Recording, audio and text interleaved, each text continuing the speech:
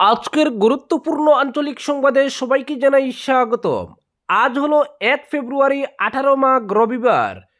আজকের সকালের বরাক উপত্যকা তথা আসাম এবং দেশের গুরুত্বপূর্ণ বিশেষ বিশেষ খবর হলো: কংগ্রেসের সারা শব্দ নেই, জোট ছিন্ন করার পথে অখিল গগৈ। সিপিআই এপিএইচসির পর প্রার্থী ঘোষণার পথে রাইজোর দল। বিজেপি রেকর্ড ভোটে জয়ী হবে বড়খলায়, বললেন মন্ত্রী কৌশিক রায়। ইলেকশন ম্যানেজমেন্ট কমিটির প্রথম বৈঠক সম্পন্ন। দক্ষিণে অগবর প্রার্থী প্রায় নিশ্চিত, প্রার্থী হচ্ছেন দাইয়ান হোসেন। বিজেপি থেকে ইকবালের পদত্যাগ, জোট প্রার্থীর দিকে এগোচ্ছে অগপ। বৃহত্তর আসাম নয়, গরু কয়লা সিন্ডিকেটের কথা জানেন মুখ্যমন্ত্রী। এক ব্যক্তি এক পরিবারের অসম নয়, সবাইকে নিয়ে বৃহত্তর আসাম চায় কংগ্রেস, বললেন গৌরব গগৈ। ভেনেজুয়েলা থেকে তেল কিনলে শুল্ক ছাড়, দিল্লিকে প্রস্তাব ডোনাল্ড ট্রাম্পের। এবং সর্বশেষ খবরটি হলো, শ্রীগৌরীতে লরি ট্রেভেলার মুখোমুখি সংঘর্ষ, নিহত 2। এবারে শুনুন বিস্তারিত খবর। জোট গঠন করে আসন সমঝোতা সেরে নিতে কংগ্রেসকে 31 জানুয়ারির ডেডলাইন দিয়েছিলেন অখিল গগৈ, কিন্তু কংগ্রেস তাতে সাড়া দেয়নি, তাই 31 জানুয়ারি পেরিয়ে গেছে। এবার কংগ্রেসের সঙ্গে জোট ছিন্ন করার পথে এগোচ্ছে রাইজোর দল। রবিবার সকালে দলের কেন্দ্রীয় কার্যনির্বাহী কমিটির বিশেষ জরুরি সভা ডেকেছেন অখিল। সেই বৈঠকেই কংগ্রেসের সঙ্গে জোট নিয়ে চূড়ান্ত সিদ্ধান্ত নেওয়ার কথা জানিয়েছেন তিনি। ফেব্রুয়ারির শেষেই বিধানসভা ভোটের বিজ্ঞপ্তি জারি করবে নির্বাচন কমিশন। ভোট হবে মার্চের শেষ সপ্তাহে। রঙ্গালী বিহু 15 এপ্রিলের আগেই শেষ হবে ভোট পর্ব। কিন্তু 1 ফেব্রুয়ারিতে এসেও বিরোধী জোটের রূপরেখা এগোয়নি বিন্দুমাত্র।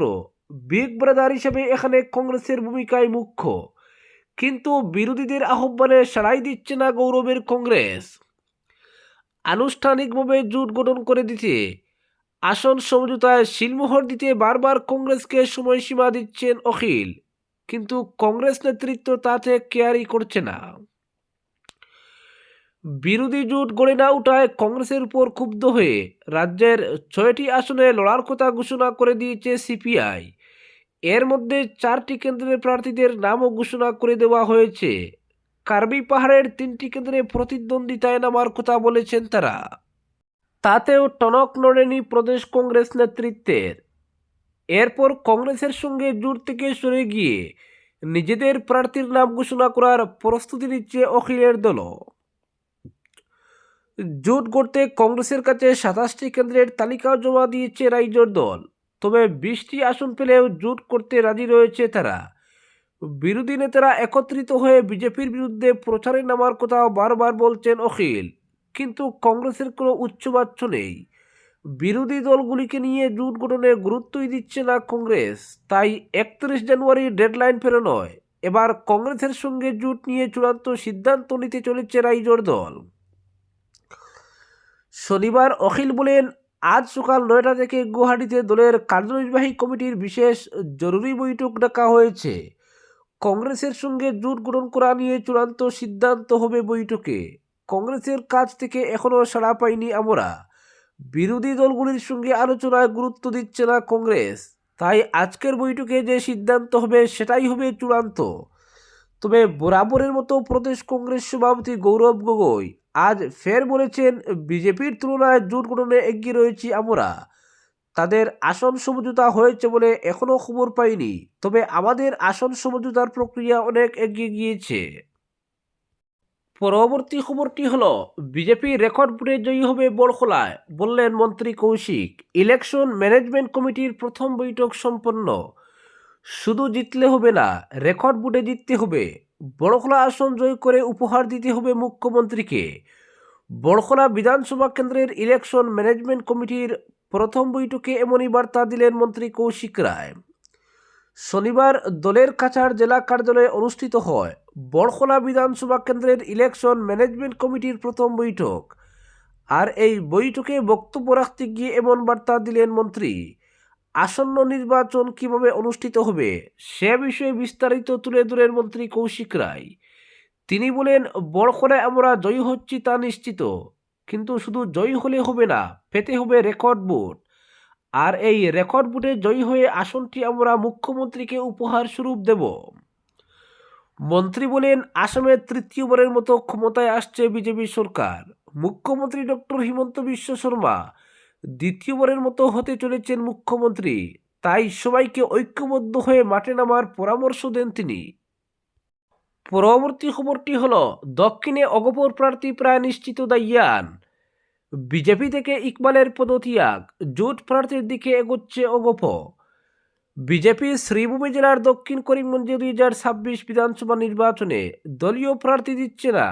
এর আগাম সংকেত পেয়ে রাজ্য সরকারের জেলা সংখ্যালঘু উন্নয়ন বোর্ডের চেয়ারম্যান পদ থেকে পদত্যাগ করলেন ইকবাল হোসেন, যার ফলে সমষ্টিতে রাজনীতির নতুন সমীকরণের দিকে এগোচ্ছে শাসক দল। ইকবালের পদত্যাগের ফলে সংগঠনের ডবল শক্তি নিয়ে মাঠে নামছেন অগপর রাজ্য কমিটির নেতা হাইকোর্টের আইনজীবী দাইয়ান হোসেন। 2026 আসাম বিধানসভা নির্বাচনকে সামনে রেখে দক্ষিণ করিমগঞ্জ বিধানসভা কেন্দ্রের রাজনৈতিক সমীকরণ দ্রুত বদলাতে শুরু করেছে। দীর্ঘদিন ধরে কংগ্রেসের প্রভাবশালী আসন হিসেবে পরিচিত এই কেন্দ্রে বর্তমানে প্রার্থী নির্বাচন ঘিরে দলীয় অন্দরমহলে টানাপোড়েন স্পষ্ট হয়ে উঠছে। একই সঙ্গে শাসক জোটের শরিক দল অসম গণ পরিষদ এই কেন্দ্রে সংগঠিত ও সক্রিয়ভাবে এগোচ্ছে বলে রাজনৈতিক সূত্রে জানা গেছে। সূত্রের দাবি অনুযায়ী দক্ষিণ করিমগঞ্জ আসনে কংগ্রেস দলের একাধিক পরিচিত মুখ প্রার্থী হওয়ার দৌড়ে থাকলেও শেষ মুহূর্তে তাদের বাদ দিয়ে তৃতীয় একজন প্রার্থীকে সামনে আনার সম্ভাবনা তৈরি হয়েছে। কংগ্রেসের অন্তর্মহলের একটি নির্ভরযোগ্য সূত্র জানাচ্ছে, সম্ভাব্য এই প্রার্থী হিসেবে গৌহাটি হাইকোর্টের আইনজীবী হাফিজ রশিদ আহমেদ চৌধুরীর নাম উঠে এসেছে।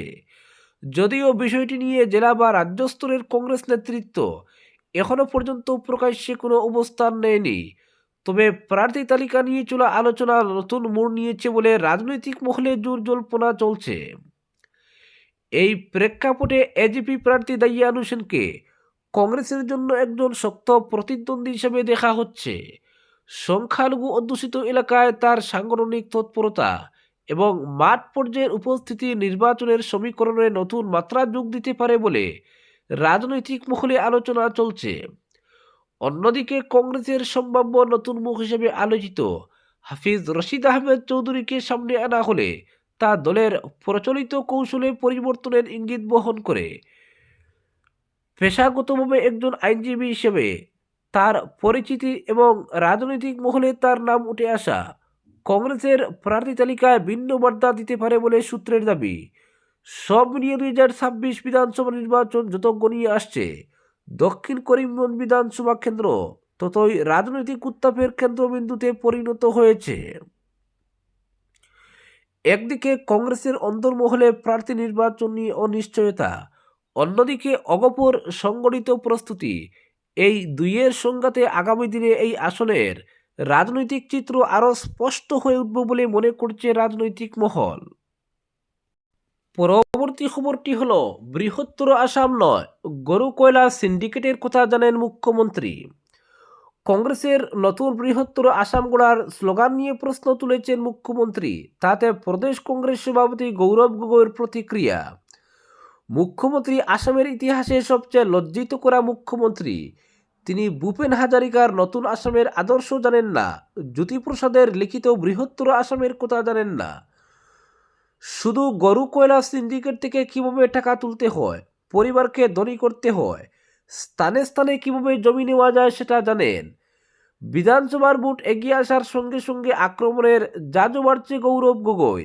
মুখ্যমন্ত্রী যে ভাষায় সমালোচনা করেন সেই ভাষাতেই এখন প্রত্যুত্তর দিচ্ছেন তিনি। মুখ্যমন্ত্রী অবৈধ বাংলাদেশি মিয়াদের নিয়ে কংগ্রেসের নতুন বৃহত্তর আসাম গড়ার কথা বলেছেন। জবাবে গরু সিন্ডিকেট, কয়লা সিন্ডিকেট, মুখ্যমন্ত্রী পরিবারের দুর্নীতির প্রসঙ্গ টানছেন গৌরব গগৈ। দুর্নীতি ইস্যুতেই যে ভোটের ময়দানে বিজেপিকে চেপে ধরার চেষ্টা করবেন কংগ্রেস সভাপতি, সেটা বলার অপেক্ষা রাখে না। মুখ্যমন্ত্রীর সমালোচনার জবাব দিতে গিয়ে শনিবার গৌরব বলেন, হিমন্ত গরু কয়লা সিন্ডিকেটের কথা জানেন, কিন্তু বৃহত্তর আসামের কথা জানেন না। 4-5 জন মন্ত্রী বিধায়ককে নিয়ে চলছে কয়লা সিন্ডিকেট, পাথর সিন্ডিকেট। বসুন্ধরার মাধ্যমে আমজনতার কাছ থেকে কীভাবে জমির প্রিমিয়াম বেশি নিতে হয় সেটা জানেন তিনি। সরকারের দ্বার মেটাতে মদের দোকান খোলার কথা জানেন, ফলে মুখ্যমন্ত্রী যে বৃহত্তর আসামের কথা জানেন না। আমাদের জন্য তাতে আশ্চর্যের কিছু নেই, তার জ্ঞানহীনতায় আশ্চর্য হয়নি আমি। বিজেপিকে টার্গেট করে গৌরবের অভিযোগ, আসামের বিভিন্ন জেলায় মানুষের মধ্যে সংঘাত সৃষ্টি করছে সরকার। সমাজকে ভাগ ভাগ করে ধনী ব্যক্তিদের হাতে জমি তুলে দেওয়াই তাদের উদ্দেশ্য। দেশ স্বাধীনতার সংগ্রামে ত্যাগ স্বীকার করেনি তারা, ফলে দেশের গরিবদের কীভাবে এগিয়ে নিতে পারি সেই চিন্তা না করে কিছু ধনী লোক এবং রাজনীতিকদের কথা চিন্তা করে তারা। কিন্তু কংগ্রেস শুধু একজন মানুষের, একটি পরিবারকে নিয়ে বৃহত্তর আসাম চায় না। আমরা সবাইকে নিয়ে বৃহত্তর আসাম গড়ার কথা বলছি, সেই লক্ষ্যেই এগিয়ে যাচ্ছি। পরবর্তী খবরটি হলো, ভেনেজুয়েলা থেকে তেল কিনলে শুল্ক ছাড়, দিল্লিকে প্রস্তাব ডোনাল্ড ট্রাম্পের। রাশিয়া থেকে তেল কেনাকে কেন্দ্র করে ভারতের উপর আরোপিত চড়া শুল্ক নিয়ে টানাপোড়েনের মধ্যেই নতুন সমীকরণের ইঙ্গিত দিল আমেরিকা। সংবাদ মাধ্যম সূত্রে জানা গেছে, ওয়াশিংটন নয়াদিল্লির কাছে ভেনেজুয়েলার তেল কেনার প্রস্তাব রেখেছে।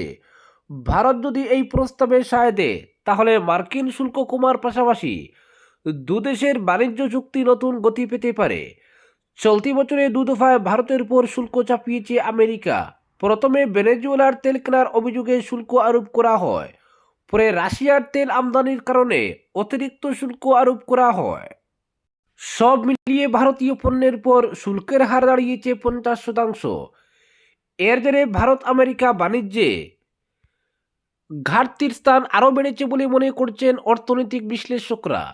সংবাদ মাধ্যমের প্রতিবেদনে বলা হয়েছে, ওয়াশিংটনের মূল লক্ষ্য রাশিয়ার তেল রফতানি থেকে আয় কমানো। তবে কূটনৈতিক মহলে প্রশ্ন উঠছে যে ভেনেজুয়েলার তেল কেনার জন্য আগে ভারত সহ একাধিক দেশের উপর চাপ সৃষ্টি করা হয়েছিল, এখন হঠাৎ সেই দেশের তেল কেনার প্রস্তাব কেন? বিশেষজ্ঞদের মতে, মার্চ 2025-এ মাদুরোর বিরুদ্ধে কঠোর অবস্থানের পর চলতি বছরের জানুয়ারিতে মার্কিন অভিযানে তাকে সরিয়ে দেওয়ার পর ভেনেজুয়েলার বিশাল তেল ভান্ডারের উপর আমেরিকার নিয়ন্ত্রণ বেড়েছে। সেই কারণেই ভারতকে নতুন প্রস্তাব দেওয়া হয়েছে। তবে ভারতের রিফাইনিং সংস্থাগুলির একাংশের দাবি, ভেনেজুয়েলার উৎপাদিত তেলের বড় অংশই আমেরিকার বাজারে চলে যেতে পারে, ফলে ভারতের জন্য বরাদ্দ তেলের পরিমাণ সীমিত হওয়ার সম্ভাবনাই বেশি। পরবর্তী খবর, বদরপুর থানা এলাকার 37 নম্বর জাতীয় সড়কের শ্রীগৌরী বাজার সংলগ্ন বাঁকে শনিবার 7 সকালে এক ভয়াবহ দুর্ঘটনা ঘটেছে। এতে নিহত হয়েছেন 2 কীর্তনিয়া, জখম হয়েছেন 19 জন। এর মধ্যে 5 জনের অবস্থা আশঙ্কাজনক বলে জানা গেছে। প্রত্যক্ষদর্শীরা জানিয়েছেন, এদিন ভোরে বদরপুর রেল স্টেশন থেকে AS10C 6667 নম্বরের একটি ট্রাভেলার করে বাজারঘাটের উদ্দেশ্যে রওনা দেয় এক কীর্তনিয়া দল। দলটিতে বেশ কটি শিশুও ছিল। ট্রাভেলারটি সকাল 5:30টায় শ্রীগৌরী এলাকায় আসার পর বিপরীত দিক থেকে TR05H 1738 নম্বরের একটি দ্রুতবেগে আসা লরির সঙ্গে মুখোমুখি সংঘর্ষ হয়। এতে ট্রাভেলারটি সড়কের পাশে থাকা খাদে পড়ে যায়। ঘটনার বিকট শব্দ শুনে ছুটে আসেন আশেপাশের লোকজন। খবর দেওয়া হয় বদরপুর থানায়। স্থানীয় মানুষ আহতদের রক্তাক্ত অবস্থায় উদ্ধার করে শ্রীগৌরী হাসপাতালে পাঠান। হাসপাতালের চিকিৎসক আহতদের স্বাস্থ্য পরীক্ষা করে একজনকে মৃত বলে ঘোষণা করেন। নিহত ব্যক্তির নাম তপন বিশ্বাস। বাকি আহতদের আশঙ্কাজনক অবস্থায় শিলচর মেডিকেল কলেজ ও হাসপাতালে পাঠানো হয়। এর মধ্যে অবস্থা আশঙ্কাজনক রয়েছে রিয়া মালাকার, পার্সি রায়ের। শিলচর মেডিকেল কলেজ ও হাসপাতালে গিয়ে মৃত্যুর কোলে ঢলে পড়েন নিদন দাস। ঘটনার পর বদরপুর পুলিশ সরেজমিনে ছুটে এসে উদ্ধার কাজ চালায়। এরপর যানজট মুক্ত করে সড়ক। এই মর্মান্তিক দুর্ঘটনায় সকাল সকাল গোটা এলাকায় বিষাদের ছায়া নেমে এসেছে। জানা গেছে, হুজাই থেকে ট্রেনে করে কীর্তনিয়া দলটি এদিন ভোরে বদরপুর স্টেশনে নামে। সেখান থেকে ট্রাভেলারে করে বাজারঘাটের উদ্দেশ্যে রওনা দিয়েছিল দলটি। আজকের বিশেষ সংবাদ এখানেই সমাপ্ত।